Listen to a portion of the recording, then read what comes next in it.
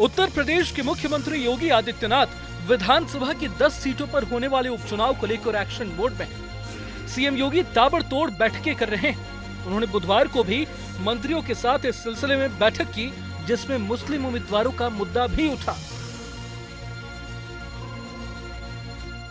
Media reports के मुताबिक meeting में इस बात पर चर्चा हुई कि क्या मुस्लिम बहुल विधानसभा सीट पर मुस्लिम प्रत्याशी उतार सकते हैं। इसके अलावा बैठक में कहा गया कि ईमानदार और जिताऊ प्रत्याशी का ही चयन किया जाए, वहीं सिफारिश करने वाले प्रत्याशी को टिकट न दी जाए। बैठक में इस बात पर भी चर्चा हुई कि उपचुनाव वाले क्षेत्रों में जातिगत समीकरण क्या है। चर्चा ये भी हुई कि विपक्षी दल के कौन प्रत्याशी हो सकते हैं। बैठक में इस बात पर भी मंथन हुआ कि मौजूदा समय की स्थितियां क्या है। मीडिया रिपोर्ट्स के मुताबिक मीटिंग में सीएम योगी आदित्यनाथ ने हर एक ग्रुप से अलग अलग उनके क्षेत्र का हाल जाना। सीएम योगी की तरफ से सभी ग्रुप को ये निर्देश भी दिए गए कि सबको अपने प्रभारी क्षेत्र में हफ्ते में 2 दिन तक रात्रि विश्राम करना है, जब तक चुनाव समाप्त न हो जाए।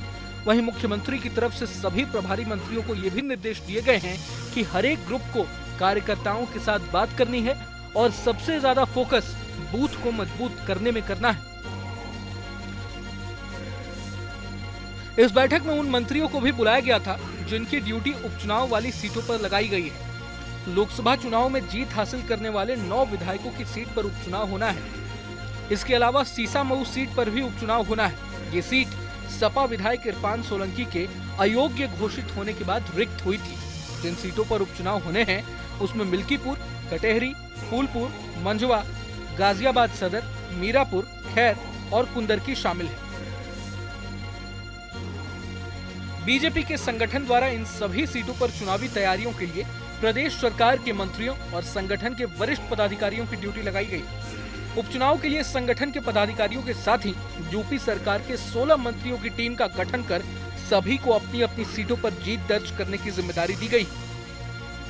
मंत्रियों की टीम में बीजेपी के अलावा सहयोगी दलों के मंत्रियों को भी शामिल किया गया है। दरअसल 10 विधानसभा सीटों पर होने वाले उपचुनाव में जीत हासिल करना बीजेपी के लिए प्रतिष्ठा का सवाल बन गया है। इसलिए मंत्रियों को हर हाल में जीत दर्ज करने के लिए अभी से अपने क्षेत्रों में डटे रहने को कहा गया है।